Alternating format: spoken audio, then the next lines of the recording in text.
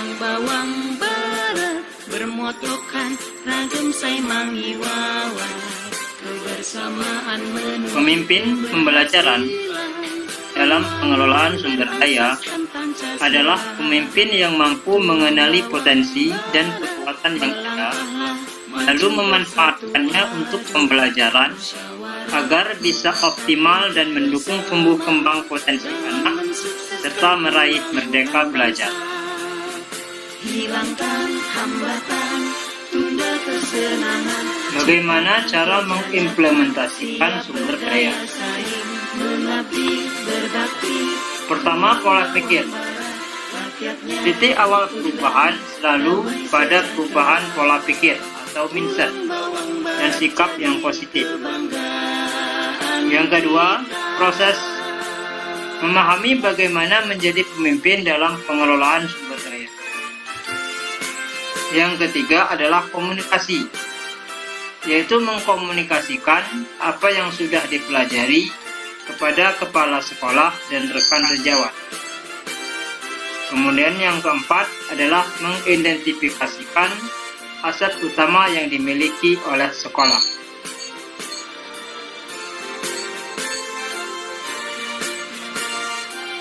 Hubungan pengelolaan sumber daya dengan pembelajaran berkualitas kepada murid memiliki kaitan yang erat, karena sumber daya yang baik dan tepat akan mendukung pembelajaran yang lebih bervariasi, efisien, dan efektif. tulang bawang baret melangkahlah Setiap modul pada pendidikan guru penggerak memiliki kesinambungan antara satu modul dengan modul lainnya. pembangunan bangsa hilangkan hambatan Keterkaitan inquiry apresiatif dengan pemikiran Ki Hajar Dewantara serta pengelolaan sumber berbasis asset-based thinking adalah sebagai berikut. Inquiry apresiatif adalah paradigma untuk melakukan perubahan dengan pendekatan kolaborasi berbasis kekuatan inti yang dimiliki dan memiliki kecenderungan untuk menggali kelebihan yang ada dan mengupayakan kelemahan tetap sama. Sedangkan konsep pemikiran Ki Hajar Dewantara mengatakan murid tumbuh dengan kodratnya masing-masing, baik kodrat alam maupun kodrat zaman. Pendidik hanya menuntun dan merawat tumbuh kembangnya anak. Dalam pengelolaan sumber daya yang dimiliki dengan pendekatan berbasis asset-based thinking, menurut Katrin Kramer, bahwa kekuatan berpikir positif untuk mengembangkan diri.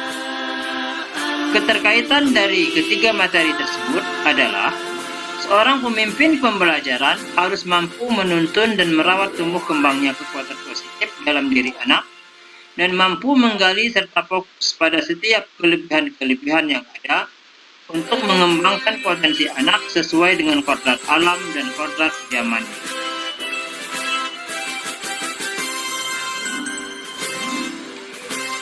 Sebelum saya memahami materi tentang pemimpin dalam pengelolaan sumber daya, saya belum mengetahui tentang manajemen sekolah.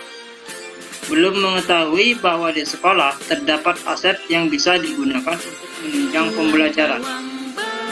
Belum pernah mengidentifikasi atau memetakan aset yang dimiliki atau yang tersedia. Dan belum mengetahui dan memahami bagaimana memimpin dan mengelola sumber daya. Setelah saya memahami materi pemimpin dalam pengelolaan sumber daya, saya sudah mampu mengidentifikasi atau memetakan aset yang dimiliki atau yang tersedia di sekolah. Kemudian saya juga sudah mengetahui dan memahami bagaimana mengelola dan memimpin dalam mengelola sumber daya di sekolah dengan menggunakan pendekatan berbasis aset atau pendekatan ABCD. Saya juga dapat membedakan pendekatan berbasis aset dengan pendekatan berbasis kekurangan. Pemetaan 7 aset utama yang bisa kita identifikasi.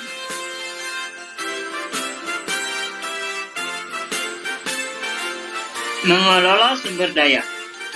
Dalam mengelola sumber daya, terdapat dua pendekatan. Yang pertama, pendekatan berbasis kekurangan atau deficit based thinking. Pendekatan ini akan memusatkan perhatian kita pada apa yang mengganggu, apa yang kurang, dan apa yang tidak bekerja.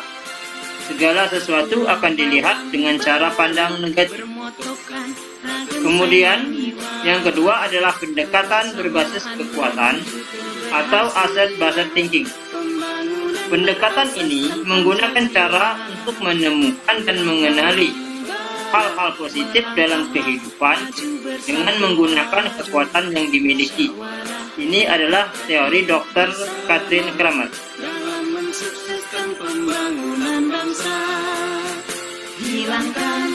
Perbedaan deficit based thinking dan asset based thinking adalah sebagai berikut. Pendekatan berbasis pada masalah akan terlalu fokus pada masalah dan isu, berkutat pada masalah utama, mengidentifikasi kebutuhan dan kekurangan, selalu bertanya apa yang kurang,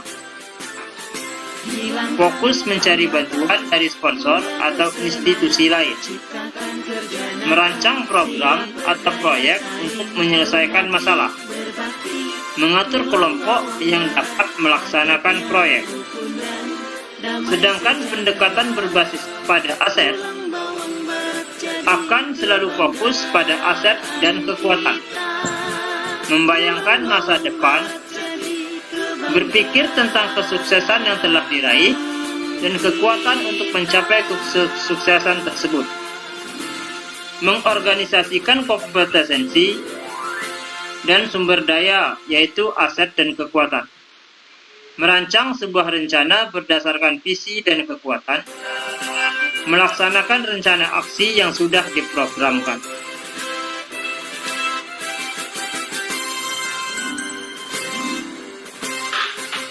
Tujuh aset utama yang bisa dikelola oleh pemimpin. Yang pertama, modal manusia.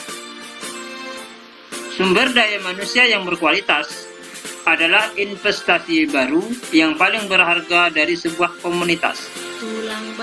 Yang kedua, modal sosial. Mulai dari norma dan aturan yang mengikat warga masyarakat, unsur kepercayaan, dan jaringan. Yang ketiga adalah modal fisik, yaitu terdiri dari bangunan yang bisa digunakan untuk kelas atau lokasi melakukan proses pembelajaran dan sarana prasarana, mulai dari saluran pembuangan, sistem air, mesin, jalan, jalur komunikasi, dan lain-lain. Yang keempat adalah modal lingkungan, yaitu potensi yang belum diolah dan mempunyai nilai ekonomi yang tinggi seperti bumi, udara yang bersih, laut, tanah untuk berkebun, kolam, pohon, dan lain-lain. Yang kelima, modal finansial, yaitu dukungan keuangan yang dimiliki oleh sebuah komunitas. Yang keenam adalah modal politik, yaitu ukuran keterlibatan sosial dalam lingkup yang lebih luas di masyarakat. Kemudian yang ketujuh adalah modal agama dan budaya, yaitu identifikasi dan pemetaan modal budaya merupakan langkah yang penting untuk melihat keberadaan kegiatan keagamaan. Tulang bawang baret bermotokan ragam sai mangi wawa, kebersamaan menuju